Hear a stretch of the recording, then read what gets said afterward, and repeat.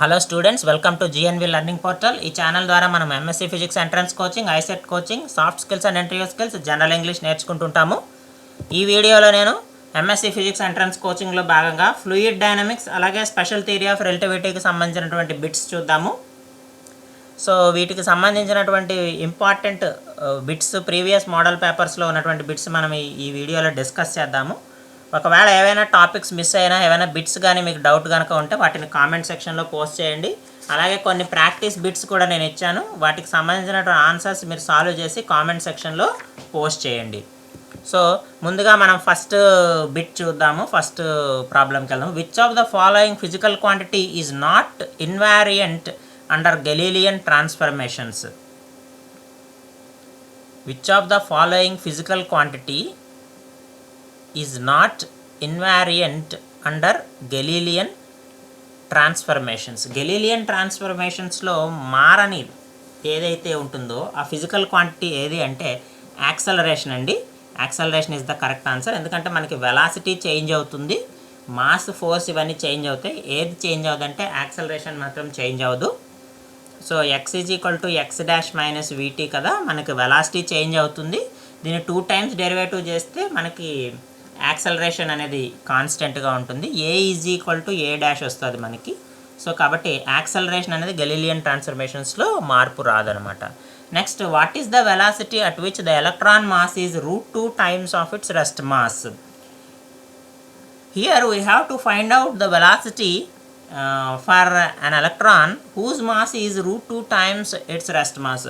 Let us consider, according to the problem, m is equal to √2 m0, where m0 is the rest mass of the electron.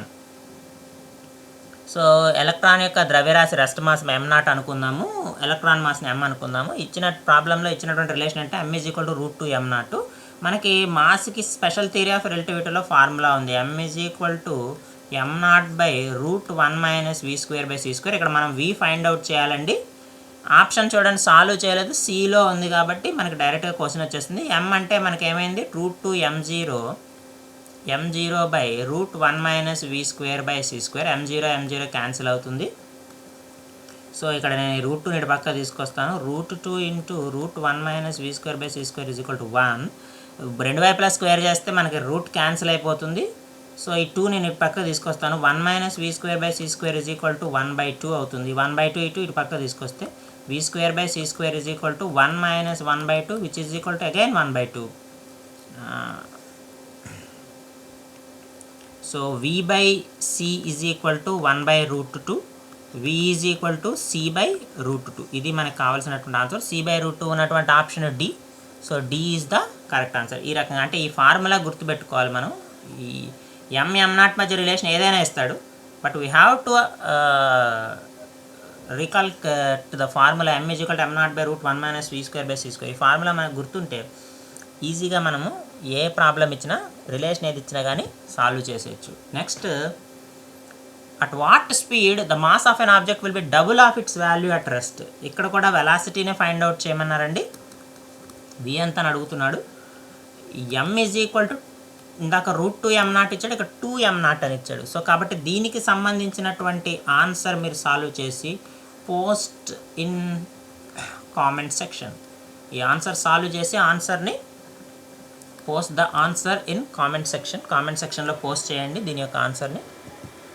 Next చూడండి, which one is the correct formula for length contraction? Correct formula for length contraction is L is equal to L0 √1 minus v² by c². So ఈ option A ఉందిలో మనకి option A is the correct answer. ఒకసారి మనం options check చేసుకోవాలి. Check చేసుకొని అప్పుడు మనం ఆన్సర్ని, correct ఆన్సర్ని చూస్ చేయవలసి ఉంటుంది.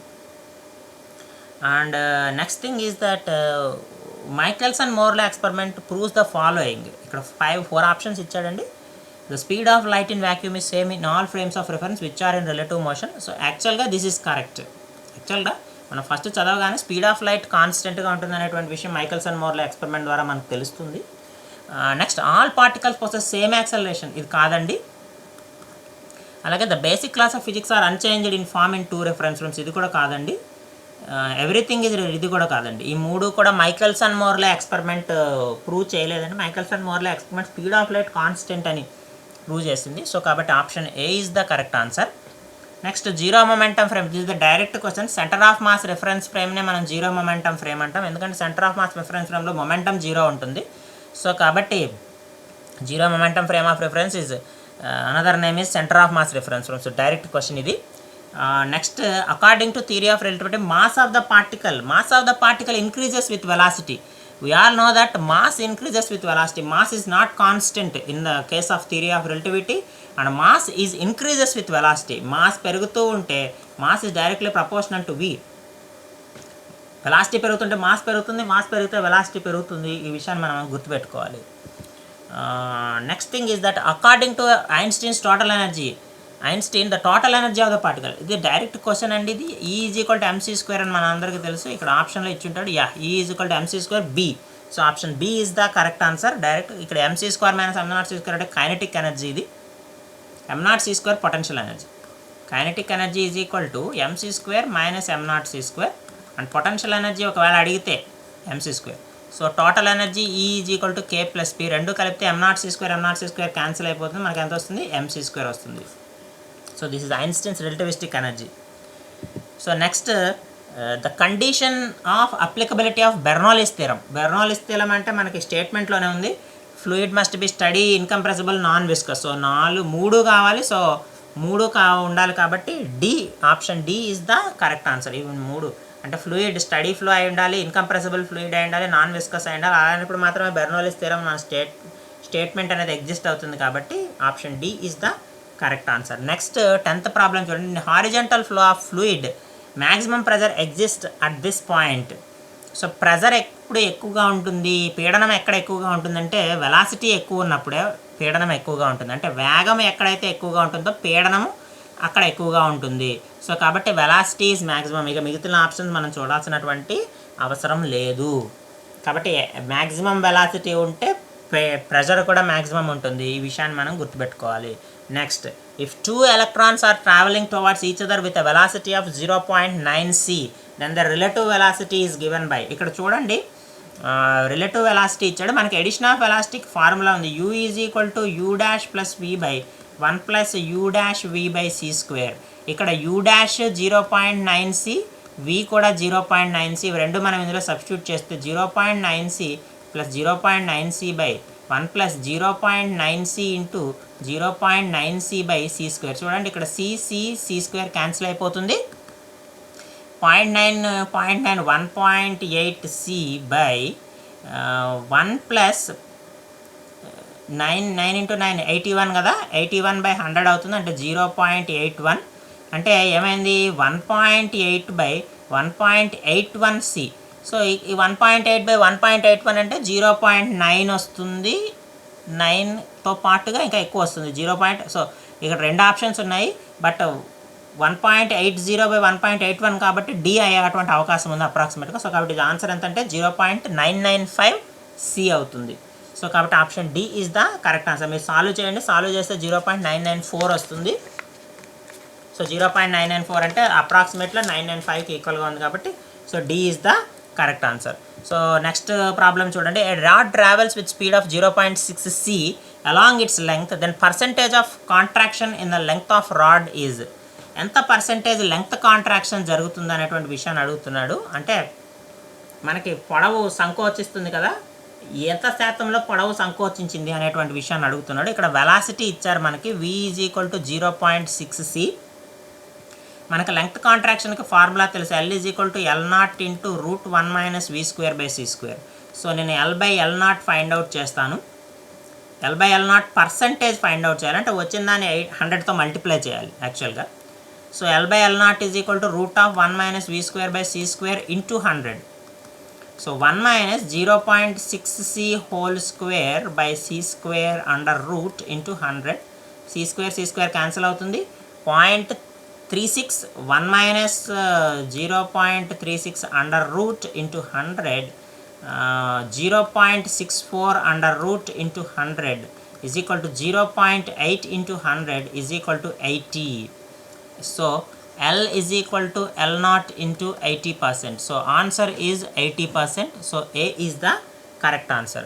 So 80% కాంట్రాక్షన్ జరుగుతుంది కాబట్టి మనకి ఆన్సర్ ఏంటంటే ఏ అనమాట. సో నెక్స్ట్ చూడండి, Michelson Morley experiment proved. So what proved that Michelson Morley experiment, లేదా what we have achieved in Michelson Morley experiment? The presence of absolute reference frame, or presence of either medium, or absence of either medium, or the speed of light is not same in all directions. So ఈ problem మీకు తెలుసు కాబట్టి post your answer in comment section. మీ యొక్క ఆన్సర్ని comment సెక్షన్లో post చేయండి. అలాగే one of the basic postulates of special theory of relativity, time is absolute.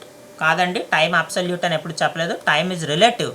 Mass does not change with velocity. ఇది కూడా కాదండి, మాస్ వెలాసిటీతో చేంజ్ అవుతుంది. Speed of light is constant. Yes, speed of light is constant.